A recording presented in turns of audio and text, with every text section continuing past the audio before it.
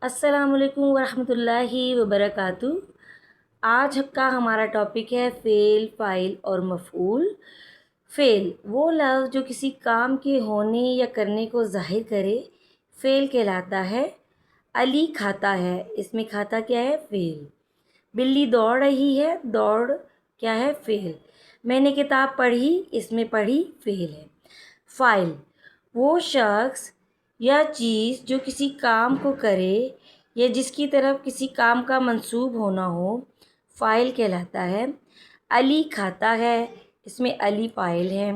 بلی دوڑ رہی ہے، اس میں بلی فاعل ہے۔ میں نے کتاب پڑھی، اس میں میں فاعل ہے جو کام کرنے والا ہو۔ مفعول وہ لفظ جو کسی فعل کا اثر قبول کرے یا جس پر کام واقع ہو، مفعول کہلاتا ہے۔ جیسے علی نے روٹی کھائی، اس میں روٹی کیا ہے؟ مفعول ہے۔ استاد نے بچے کو پڑھایا، مفعول کیا ہے؟ بچے۔ میں نے کہانی لکھی، اس میں کہانی کیا ہے؟ مفعول۔